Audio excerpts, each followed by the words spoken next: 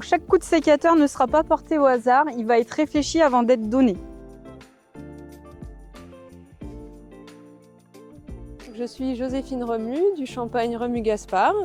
Je suis la future repreneuse de l'exploitation et représente la 4e génération de la maison. Notre exploitation se situe sur le terroir de Grove. Aujourd'hui, l'objectif, c'est de montrer l'importance de la taille. Et pour cela, je suis accompagnée de Vicky, qui est notre salariée et qui s'occupe de l'ensemble de notre vignoble dans la Côte des Blancs. Donc la taille est vraiment importante parce qu'on a besoin de créer un équilibre entre la partie fructifère et la partie végétative. Donc la vigne est une liane acrotone, c'est-à-dire que lorsque la sève va remonter, elle va venir alimenter les bourgeons du haut. Par conséquent, lorsque la vigne grandit, les premiers bourgeons vont se faire au plus haut.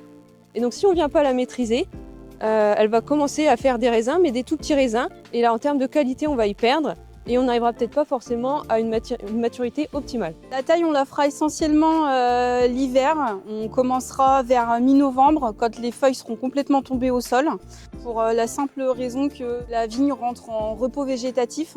La sève va venir redescendre au niveau de la souche. Et quand on viendra la tailler, elle souffrira moins, entre guillemets, des plaies de taille qu'on va pouvoir lui donner. Donc en Champagne, nous avons 4 différents types de taille. Nous avons le Chablis, nous avons le Cordon de Roya, nous avons du Guyot et nous avons du Valet de Marne. Donc le principe de la taille, elle est aussi avant tout de rajeunir. Nous allons déjà sélectionner ce qu'on appelle un rachet. Le rachet, ça va être un bois qu'on va garder qui va nous servir pour l'année prochaine.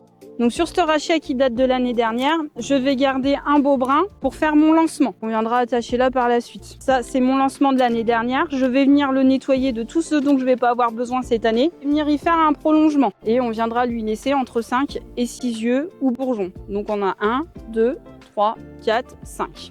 On coupera en biseau. On mettra toujours le biseau, la pointe côté du bourgeon, de façon à ce que quand la sève va venir pousser, elle va ressortir forcément par la plaie de taille et elle va se mettre à couler. Si on a des gelées de printemps et que ça coule sur le bourgeon, nos bourgeons vont geler. Pour moi, la taille, c'est l'opportunité de façonner les raisins de demain, parce que c'est vraiment cette étape la plus primordiale pour voir ce que donneront dans le temps les champagnes de demain.